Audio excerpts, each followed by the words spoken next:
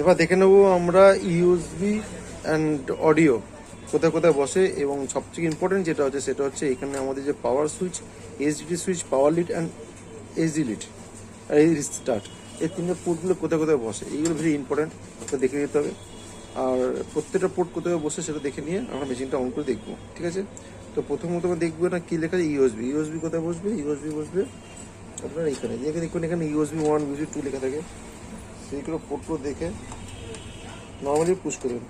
খেয়াল রাখতে হবে এখানে 4টে বা 5টা পোর্ট রয়েছে, যে পোর্টগুলো আলাদা আলাদা জায়গায় দিয়ে বসতে না, পিনগুলো বেঁকে যাবে। এটাও তাই দেখছেন, এখানে উপরে 5টা, নিচে 4টে রয়েছে। তো আমরা সেটা দেখে লাগাবো। উল্টো পাশে লাগালে এতে পিন ভেঙে যাওয়ার সম্ভাবনা রয়েছে, ঠিক আছে। এবার রয়ে গেল আমাদের পাওয়ার সুইচ। এই পাওয়ার সুইচ সবসময় উপরে দুটো, রিস্টার্ট তার নিচে, রিস্টার্ট তার নিচে, এইচডি রিস্টার্টের পাশে, এবং পাওয়ার লিড এইচডির উপরে।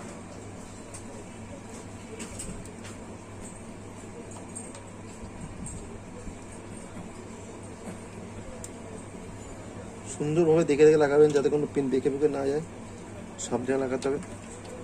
এবার মোটামুটি আমাদের মেশিন রেডি।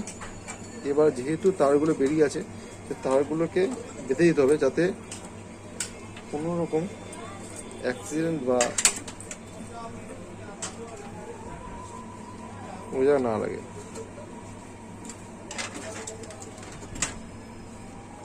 আমি বেঁধে দিতে পারি, বেঁধে দেবো, বাট তার আগে একবার চেক করে নিই।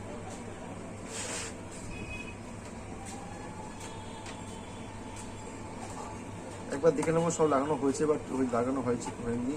প্রত্যেকটা পোর্টে এসএমপিএস লাগানো হয়ে গেছে, হার্ড ডিস্ক লাগানো হয়ে গেছে, মাদারবোর্ড এসএমপিএস লাগানো হয়ে গেছে, সবই লাগানো হয়ে গেছে। এবার শুধু আমরা অন করে দেখবো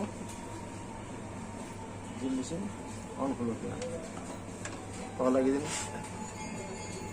পাওয়ার সুইচ দেখুন এখানে পাখা চলছে, ঠিক আছে। এবার আমরা একটা ঘুড়ি দেখাবো, মেশিন ডিসপ্লে চলে এসছে,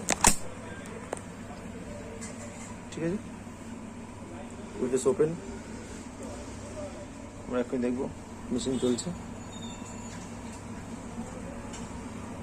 অ্যাসেম্বলিং এর সময় ক্ষেত্রে নজর রাখতে হবে যে প্রত্যেকটা পয়েন্টের উপর ঠিকঠাক করে লাগানো আছে কিনা, এবং সেটা দিকে নজর রাখতে হবে।